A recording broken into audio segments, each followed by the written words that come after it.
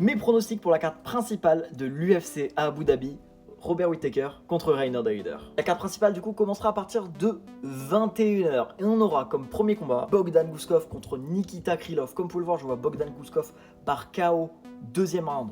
Je trouve peut-être que Nikita Krylov est un meilleur combattant, il a un meilleur grappling. Le problème c'est que je pense que son menton est très fissuré. On l'a vu se faire mettre KO premier round par Dominique Reyes en avril lors de l'UFC 314. Et il a une grosse absence de 2 ans avant ça et je pense que son menton ne sera pas bon. Et face à un Bogdan Gouskov qui frappe extrêmement fort, je pense qu'il tiendra pas plus de 10 minutes. On continue avec le combat entre Azou Almabayev et José Ochoa. Je vois Azou Almabayev par décision.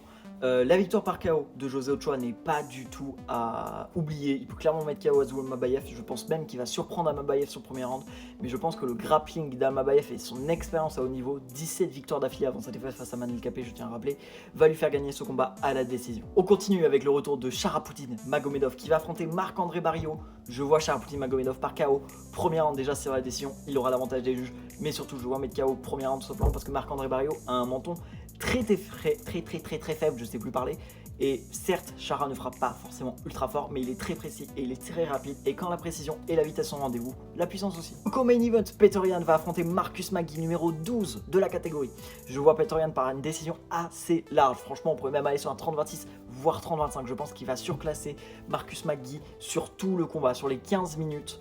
Il est meilleur striker, il est meilleur au sol. Je pense qu'il va regarder ce combat au sol, même si, enfin debout, même si Maggi est un bon striker aussi. Mais il est meilleur que lui partout, il va le surclasser et je le vois le dominer totalement sur 3 rounds. Et pour terminer, le main event Robert Whittaker contre Reiner Davider, c'est un main event très indécis pour beaucoup de gens. Je voyais Robert Davider, non, bah non, ouais, il n'existe pas celui-là. Mais je voyais Reiner Davider, puis après Robert Whittaker, puis après RDR. Et finalement, je me suis arrêté sur Robert Whittaker à la décision.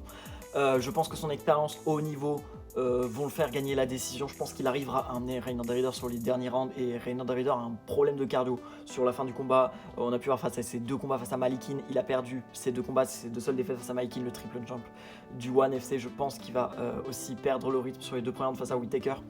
Là où c'est intéressant, c'est que c'est Robert Whittaker qui devra jouer à distance et Reiner Davider qui devra se rapprocher, jouer le grappling et surtout jouer le clinch. Il a un clinch destructeur. S'il arrive à mettre un coup de genou en clinch, un gros coup de coude ou des crochets uppercut en clinch, il peut totalement mettre KO Robert Whittaker. Je pense que c'est là où Robert Whittaker doit faire très attention. Maintenant, je pense que Robert Whittaker arrivera à l'échapper pendant 5 rounds. Et honnêtement, les performances de Reiner Davider depuis ses débuts à l'UFC m'ont pas forcément convaincu. Donc voici mes pronos pour l'UFC Abu Dhabi de ce soir. N'hésitez pas à vous à me donner les vôtres en commentaire.